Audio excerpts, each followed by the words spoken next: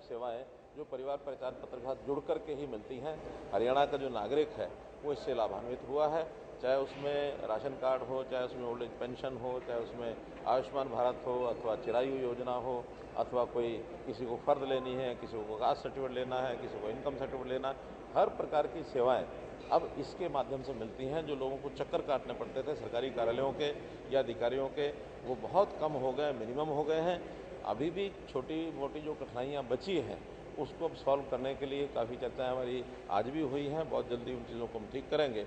आज परिवार पहचान पत्र जो अथॉरिटी है इसकी एक मीटिंग वर्ष में करनी होती है, तो आज एक वार्षिक मीटिंग उस अथॉरिटी की थी और इसके अंदर जो कठिनाइयाँ उसके ऊपर विचार किया गया है। विशेष तौर पर इनकम के नाते से जो कठिनाइयाँ हैं, लोगों के डिस्प्यूट्स हैं, क्योंकि जो पहले से सेल्फ डिक्लेयर्ड इनकम है उसको बाद में वेरीफाई किया जाता है। लोकल कमेटी वेरीफाई करती है, सेक्टर कमेटी वेरीफाई करती है, जोनल कमेटी उसके ऊपर रिकमेंड करती है उसको, और बाद में उसको फाइनल माना जाता है कि ये चीज़ वहाँ से रिकमेंड होकर के आई है वेरीफाई करने के बाद। और उसमें कुछ लोगों ने अपनी इनकम जो कम दिखाई है, वेरीफाई करने के बाद उनकी ज़्यादा मिली है, तो निश्चित रूप से उसको ठीक किया गया है। और फिर जो उनकी शिकायतें ग्रीवेंसेस होती हैं, उन ग्रीवेंसेस को भी सेक्टर कमेटी में शिकायत देता है व्यक्ति, और अल्टीमेटली एडीसी लेवल के ऊपर उसको फाइनल किया जाता है। अभी एडीसीज को एक पावर हमने ओवरराइडिंग पावर दी है कि किसी प्रकार की भी सर्वे के बाद या कोई डॉक्यूमेंटल डाटा अपडेशन का जो सिस्टम है उसके बाद एडीसी को फिर भी लगता है, कोई कंप्लेनेंट वहाँ पहुँचता है कि मेरा तो इन सब बावजूद इनकम कम है, तो वो अपने सिस्टम से वेरीफाई करा करके फाइनली हर प्रकार के उस इनकम का जो वेरिफिकेशन है उसके ऊपर ओवरराइडिंग पावर एडीसी को दी गई है। एडीसी फिर भी उसको कम करना चाहे तो करके उसको अपलोड कर सकता है। इस प्रकार की जो शिकायतें हैं अभी जो पेंडिंग हैं, लगभग 2 महीने में आज हमने जो तय किया है कि हर एक शिकायत को निपटारा करके उसको कंप्लीट किया जाएगा, जो इस प्रकार के सारे विषय हैं। ऐसे ही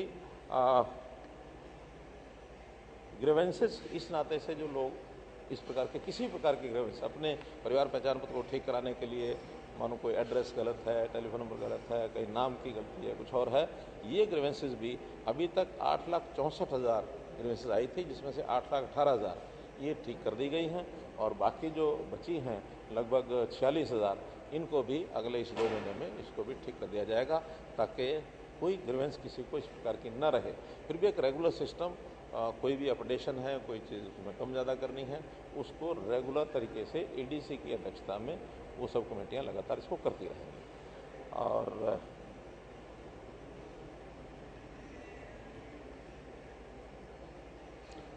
सेटिस्फेक्शन ग्राहक की है कि नहीं, यानी कस्टमर कहूँगा जो कंप्लेनेंट है उसकी ग्रीवेंस की सेटिस्फेक्शन हुई है कि नहीं हुई है, इसके लिए कॉल सेंटर भी बनाने के लिए मैंने कहा है कि कॉल सेंटर बनाया जाए, ताकि कोई भी कंप्लेंट करता है उसकी ग्रीवेंस को रिजॉल्व करने के लिए डिपार्टमेंट तो करता है, लेकिन उसकी सेटिस्फेक्शन है कि नहीं है उसको भी शुरू कर दिया जाएगा। और हर एक जो ग्रीवेंस जिसको यहाँ पर जिसकी लुक आफ्टर कर लिया जाता है उसके लिए उस कंप्लेनेंट को फ़ोन करके उसका सेटिस्फेक्शन लेवल ये भी इसमें से देखा जाएगा। तो ऐसे 3-4 विषय जो करणीय हैं जो पब्लिक के लिए।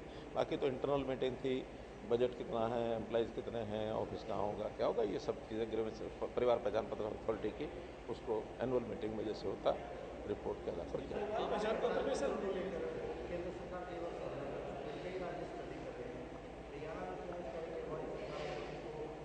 खत्म कर देंगे और इसकी जरूरत ही नहीं है। देखिए, आप लोग पहले भी ये पूछे थे, मैं फिर बता रहा हूँ कि जो चीज़ें हमने नए जितने भी ऐसी चीज़ें शुरू की हैं, क्योंकि व्यवस्था परिवर्तन बहुत आसान नहीं होता है। व्यवस्था परिवर्तन को स्वीकार करना अपने आप में बड़ा कठिन है। इसको कई बार अधिकारी भी स्वीकार नहीं करते, कई बार नेता स्वीकार नहीं करते, कई बार जनता स्वीकार नहीं करती, लेकिन जैसा उसका अनुभव आता है, अनुभव के बाद रिजल्ट जो निकलते हैं उसमें से स्वीकारता बढ़ती है। अब चूँकि इसके रिजल्ट आने लग गए हैं, हर किसी को इन चीज़ों के लिए अब जो चक्कर नहीं काटने पड़ते हैं सुविधाजनक तरीके से, नहीं तो हर छोटे काम के लिए भी व्यक्ति अपने जिला केंद्रों पर अथवा चंडीगढ़ राजधानी पर कितने चक्कर काटता था। अब हम जाकर के देखेंगे फील्ड में तो कहीं किसी व्यक्ति को आने जाने की ज़रूरत नहीं पड़ती। प्रोएक्टिव सर्विसेज उसके घर तक पहुंचने लग गई हैं। ज़्यादा ज़्यादा उसको जाना पड़ता तो अपने गांव के सीएससी सेंटर पर, वहां तक वो जाता है। वहां जाकर के अपना, बहुत लोगों को तो ऑनलाइन सर्विस अपने यानी मोबाइल पर या कंप्यूटर पर घर बैठे कर सकते हैं। सब सूचनाएं उसको मोबाइल पर मिलने लग गई हैं कि आपका नाम इसमें रजिस्टर हो गया, आपकी कंप्लेंट यहाँ पहुँच गई, इसको ऐसे ठीक करना, और जो ठीक होने के बाद रिजल्ट ये उसको मिलता है। विदिन 24 आवर्स भी पूरी स्टेट में कोई मैसेज किसी को देना हो तो इस सारे सिस्टम से संबंधित लोगों को पहुंचाया जा सकता है। तो ये जो सुविधाएं हुई हैं, इसके कारण से विपक्ष केवल उन लोगों को तो ध्यान रखता है जिनकी छोटी मोटी ग्रीवेंस होती है, क्योंकि वो लोग पेश होते हैं सब जगह कि मेरा ये ठीक नहीं हुआ, मेरा ये ठीक नहीं हुआ, लेकिन वो थोड़े चंद लोग होते हैं। उनके कारण से अगर वो कहेंगे कि इन व्यवस्थाओं को ख़त्म करेंगे तो हमको तो उसका नुकसानी नहीं लगती, हमको तो ये लगता है कि जनता इनको जवाब देगी। जब वो कहते हैं कि हम आएंगे पीपीपी ख़त्म कर देंगे, हम आएंगे पोर्टल ख़त्म कर देंगे, हम आएंगे मेरिट वेट उठा के फाड़ के फेंक देंगे, जितनी बातें वो कह रहे हैं जिसका जनता को लाभ मिल रहा है, वो अगर इसका विरोध करेंगे तो जनता निश्चित रूप से उनका विरोध करेगी। वो इनको फाड़ेंगे, जनता उनको फाड़ेगी। सर, महागठबंधन जो है वो आज बिहार के पटना में किया जा रहा है, किस तरीके से 2024 से पहले 1:1 की थ्योरी को अपनाया जा रहा है? देखिए, ये लोकतंत्र है और लोकतंत्र में ये सब प्रयोग होते रहते हैं। कोई पहली बार हो रहा है ऐसा नहीं है, ये पहले भी होते रहे हैं। और जब से देश में लोकतंत्र का ये जागरण हुआ है, यानी देखा जाए तो एक समय ऐसा था कि कांग्रेस मतलब शासन, शासन मतलब कांग्रेस, जैसे टूथपेस्ट मतलब कोलगेट, कोलगेट मतलब टूथपेस्ट, ये सिनोनिमस हो गए थे। तो ऐसे ही शासन और कांग्रेस ये सिनोनिमस हो गए थे। लेकिन 1970 में देश में जब आपातकाल लगी, संयोग से 25 जून आ रहा है, 25 जून का दिन इसी बात के लिए जाना जाता है कि देश में ऐसा काला कानून लागू किया गया जिसके कारण से जन जागरण हुआ। और जन जागरण के बाद पहली बार कांग्रेस शासन को पलटा मारा गया। तब वोटर को समझ में आया कि नहीं, वोट में एक ताकत है, और उस वोट की ताकत के कारण से जनता जागरूक होने के बाद क्या ठीक है क्या गलत है इसका विवेक जनता जानती है और जनता उसके अनुसार निर्णय लेती है। तो कोई कुछ भी करे, आखिर जब किसी का बस नहीं चलता तो सब कुछ बटोरते हैं, इधर से बटोरते हैं, उधर से बटोरते हैं। ठीक कहा हमारे मुख्यमंत्री पंजाब मान ने कि इस मौके पर कोई बटेर, कोई बंदर, कोई बिल्ली, कोई भालू जब सब इकट्ठे होते हैं, तो जब इकट्ठे होते हैं तो उस समय उन क्यों इकट्ठे होते हैं? इसलिए इकट्ठे होते हैं कि सामने एक शेर है। मैं नहीं कह रहा, ये कहा पंजाब के सीएम मान साहब ने कि सामने कोई शेर है। अच्छा, मैं वही कह रहा हूँ, उस बंदर, बटेर और भालू शेर के उसमें, उस झुंड में, शेर तो सामने ही है, तो उस झुंड में अब वो भी जाके खड़े हो गए, उनको भी ध्यान में आ गया कि सामने शेर है। इसलिए मित्रों, ये सारी चीज़ें लोकतंत्र में चलती रहती हैं, कोई समस्या नहीं है। तो खैर, ये हम भी जानते हैं, आप भी जानते हैं। एक विषय मैं आपको और बताना चाह रहा हूँ कि इससे पहले हमारी पावर डिपार्टमेंट की मीटिंग हुई थी और उस पावर डिपार्टमेंट में भी 2-3 निर्णय हमने जो लिए हैं, अच्छे लिए हैं। एक निर्णय जो गरीब परिवार है, अंत्योदय श्रेणी के, जिसकी इनकम लिमिट हमने 1 लाख रुपया प्रति वर्ष रखी हुई है, उसको अंत्योदय फैमिलीज कहा है। अंत्योदय फैमिलीज के बिलों के जो झगड़े हैं वो भी काफ़ी हैं। उसमें बहुत लोगों की डिफ़ॉल्ट अमाउंट हो गया, उनके ऊपर पेनल्टी लग गई, उनके कनेक्शन कट गए। तो हमने आज निर्णय लिया कि पहली बात तो ये कि उनको किसी प्रकार की पेनल्टी वो नहीं लगेगी, उसको सारे को माफ़ कर दिया।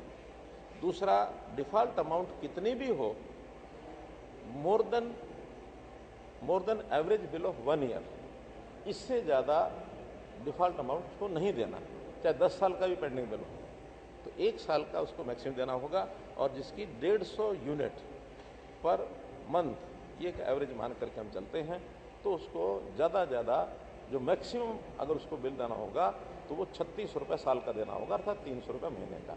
तो बाकी सारी चीज़ें उसके ये, और वो भी उसको 3600 रुपया, आज उसमें से मानो कुछ एक अमाउंट शायद 900 रुपये तय किए, 25%, उतना जमा कराने के बाद और उसका कनेक्शन चालू हो जाएगा।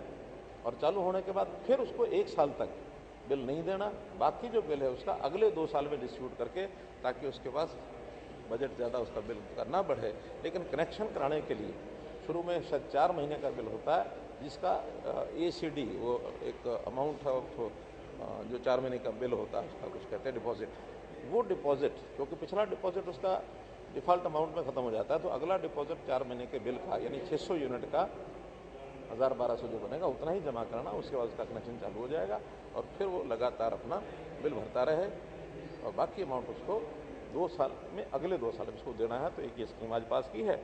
ऐसे ही अनऑथोराइज कॉलोनीज, जिनमें कनेक्शन अभी नहीं दिए जाते थे, बहुत से कारण थे कि भी कॉलोनी ऑथराइज नहीं है, तो हमने कहा कि बिजली और पानी, 2 ये फंडामेंटल राइट हैं व्यक्ति के, तो कोई उसके ऊपर किसी प्रकार का डॉक्यूमेंट नहीं मांगा जाएगा। केवल उसने अप्लाई करना है कि मेरे घर में कनेक्शन नहीं है, उसको 1 महीने के अंदर अंदर जो भी जो राइट टू सर्विस कमीशन में जो कनेक्शन देने की विधि है उसके हिसाब से उसको कनेक्शन दे दिया जाएगा। कोई और पूछताछ नहीं की जाएगी। डिसकनेक्टेड कनेक्शंस को भी 1 महीने के अंदर जोड़ दिया जाएगा। सर, ये जो आप बता रहे हैं कि ये अंत्योदय परिवार जो 1 लाख तक के आने वाले परिवार हैं उनको ये लाभ मिलेगा? हाँ, अभी उनको मिलेगा। देखिए 180 है वो है बीपीएल, 1 लाख से नीचे है अंत्योदय। अंत्योदय यानी जिसकी मात्र 7-8 हज़ार रुपया महीने की ही इनकम है, तो ये लाभ अभी उनके लिए है। ऐसे 19 लाख परिवारों में से डिफाल्टर कितने होंगे? लगभग 1.25 लाख 1.5 लाख है। तो ये 1.25 लाख परिवार जो हैं इन्हीं को ये लाभ मिलेगा।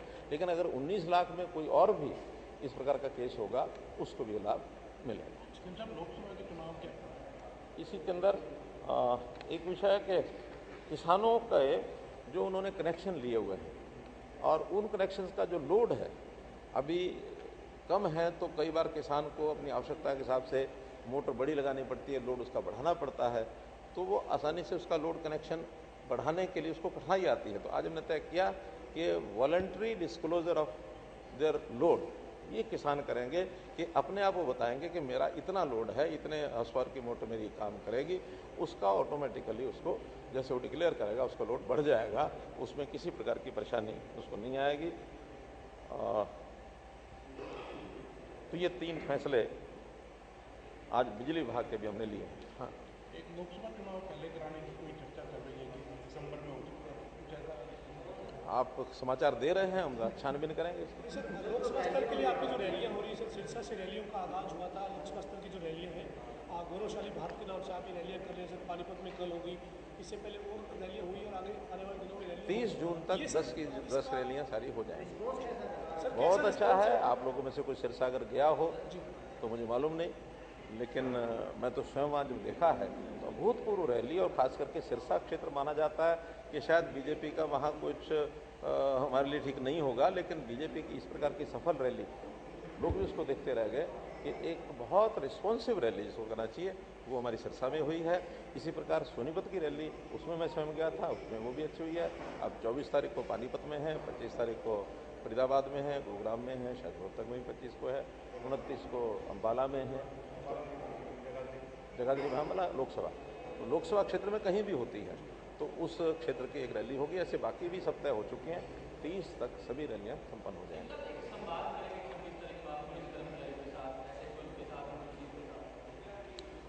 26 तारीख को एंटी ड्रग अब्यूज़ डे, ये उस दिन है, विश्व भर का वो एक दिन होता है, तो उसमें हम उस दिन नशे के खिलाफ एक जागरण कैसे किया जाए, उसमें कई संस्थाएं भाग ले रही हैं। पुलिस का जो एक अपना डिपार्टमेंट एंटी नारकोटिक्स जो ब्यूरो है वो अपना एक कार्यक्रम कर रहा है। एक सांस्कृतिक कार्यक्रम कैसे कैसे किए जाएं और हरियाणा में किस प्रकार से जनजागरण किया जाए वो भी एक है। वैसे 3 बड़े कार्यक्रम पंचकूला में होंगे। आप लोगों को सबको निमंत्रण आ रही है। मेरा काम नहीं है, पार्लियामेंट्री बोर्ड तय करेगा, जो करेगा वो मान्य। धन्यवाद।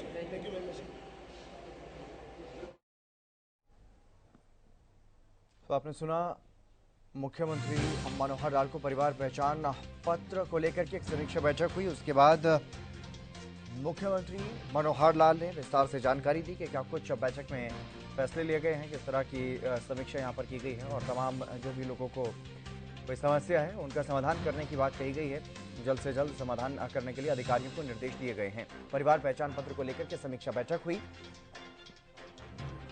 मुख्यमंत्री मनोहर लाल ने अध्यक्षता की इस बैठक की और अधिकारियों के साथ काफी देर तक ये बैठक चली। इसमें अधिकारियों को दिशा निर्देश दिए गए हैं ताकि जल्द से जल्द लोगों की समस्याओं का समाधान किया जा सके। जिन लोगों को भी परेशानी का सामना करना पड़ रहा है, जिनकी अभी तक भी परिवार पहचान पत्र की समस्याओं का समाधान नहीं हो पाया, ऐसे कुछ ही लोग बाकी हैं, अब उनकी समस्या का भी समाधान करने के निर्देश मुख्यमंत्री मनोहर लाल ने दिए हैं। हालांकि मुख्यमंत्री ने यह भी बताया कि ज़्यादातर समस्याओं का समाधान हो चुका है और इससे अब लोगों को ऑटोमेटिकली ही फायदे मिलने लगे हैं सरकारी योजनाओं के। जो लाभार्थी हैं, जो पात्र लाभार्थी हैं, उनको घर पर ही अब सेवाओं का लाभ मिलने लगा है, सरकारी सेवाओं का लाभ मिलने लगा है। तो ऐसे में अब लोगों को समझ आने लगी है। व्यवस्था परिवर्तन में कुछ समय लगता है उसे स्वीकार करने में, लेकिन बहुत फायदे होते हैं।